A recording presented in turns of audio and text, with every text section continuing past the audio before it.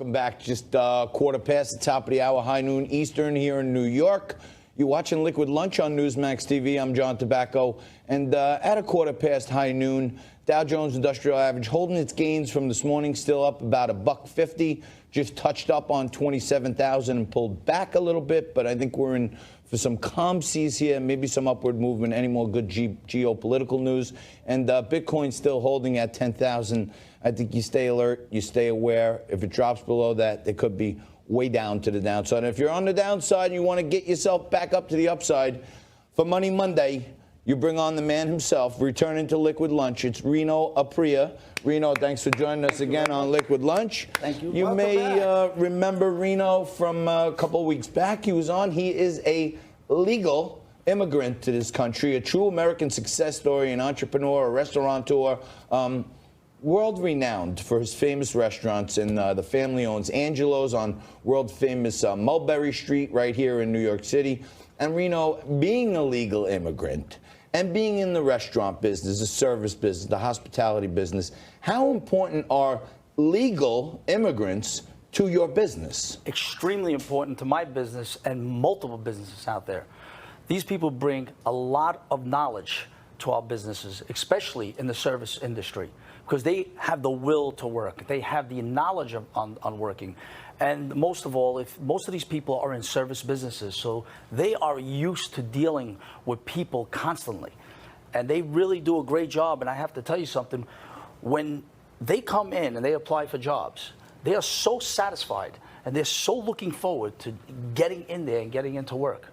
And it's extremely moving when you see that, and they're so proud of where they are. That's the most amazing thing that I love about the people that are immigrants that are working, that I have worked for me. They're so proud to becoming Americans that it's wild, and it really saddens me to see Americans that don't even have that pride. And now, right here in New York and other states across the country, some assembly and state legislatures are deciding to give driver's licenses to illegal immigrants, which I think is insane. But what kind of threat is that to the legal workers in your restaurants? They are very concerned about it. It's a big concern on their part, and they brought it up to my attention because, you know, they're worried about them. Well, if they're getting licenses and they're not even legal, what's next?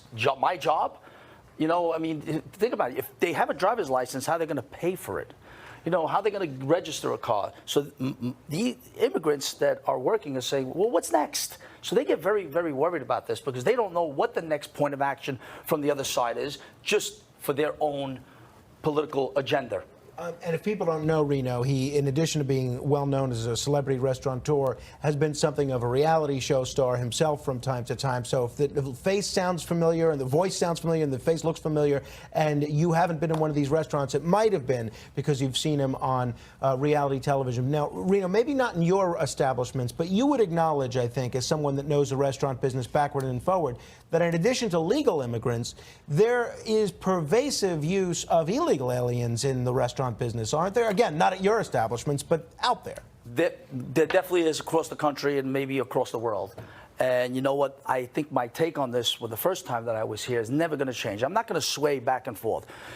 Don't do it to us. Don't sway. No, we're not going to sway. We're going to get to let's get to the bottom of who belongs and who don't belong. I mean, the president has been speaking about this over and over again. So now I think it's time for both sides to get together and do a proper vetting, because I think it would be tremendous for the country. Remember, we need more workers. America does need more workers.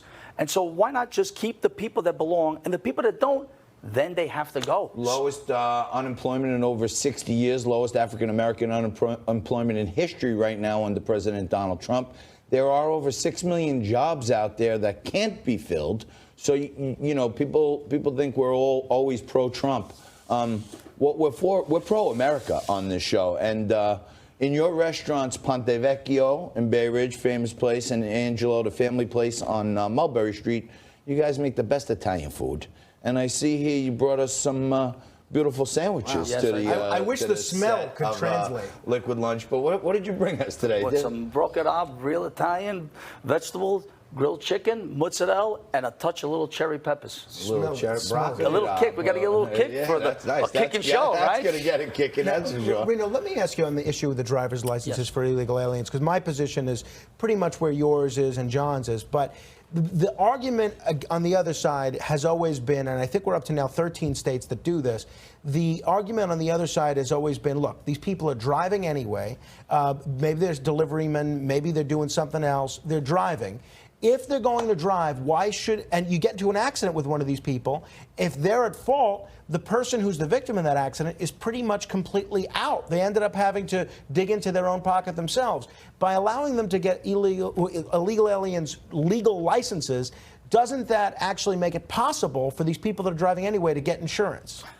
I'm for legalizing these people. I'm not for illegal licenses. If they get into an accident with you, where are they getting the money to pay you? So therefore, it reflects to me back to work. If you have a license, that license costs money. I am for getting these people their licenses, but first figure out if they belong here.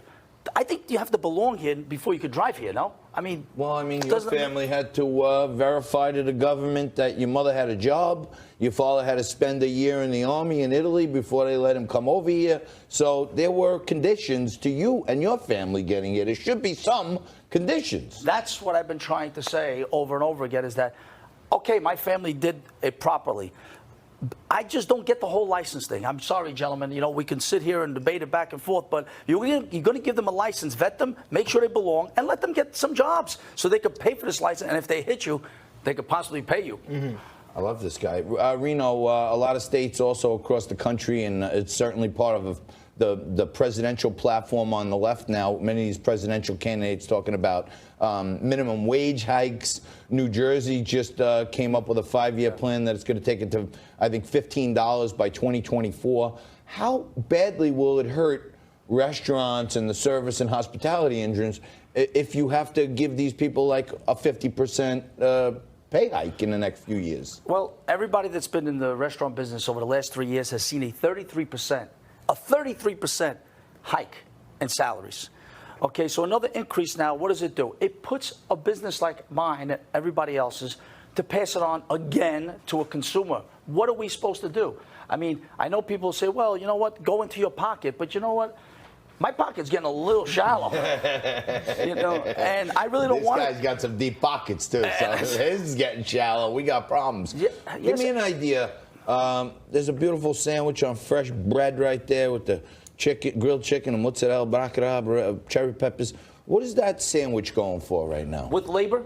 Yeah. Oh, so no, that's self-made. Yeah, that sandwich is going for close to $6 to $7 at my cost. $6 to $7, and then what are you selling it to the consumers for? $12. $12. But it's a full sandwich. Remember, we cut that. That's a half a sandwich. Yeah. What you So see let's there. put so 2 of them 6 and 6 is 12. Is 12. So you're talking about on a $12 sandwich, if you get a 50% increase, you're talking about you got to pass on some part of $6. Right. So that sandwich could be $18 in a couple of years. Right. We put labor in there. We didn't put electric and gas and linens yet. Oh, you didn't do all the other stuff. We didn't do all the other gas, stuff. Electric, bread. How about the salt and pepper shakers that disappear? One of the things we're also seeing, and I know Andrew Yang has been talking about this as part of his push for a universal basic income, is a lot of jobs being replaced with automation, right? A lot of jobs that used to be done by humans, now done by computers or robots. Is that something that we're going to see expanding in the restaurant business if labor costs continue to escalate? I think you're seeing it already in the airports, and I think it starts with the airports because that's where millions and millions of people travel, and it's going to continue into our businesses, absolutely. In 10 years, I need 3 less people to operate my restaurant because of the computer softwares that are available to us now. Now you have all this new technology where you order it and it goes directly into a kitchen, into a bar. And now only a server brings it over and they say, how was your meal? How was your drink? And they clean it off. I see a potential problem here if escalating costs go up. Now, I am for the working person because we are working people. Right. But there has to be something to give back to us. And I feel that I see lately my good friend Rosario owns a few McDonald's. Even McDonald's is going to like kiosk form. Rino Aprea right here on Liquid Lunch all the time, giving you the businessman's point of view. You're watching Liquid Lunch. We're mixing it up next with Richard Bay and Jaden Hornan. Back after this.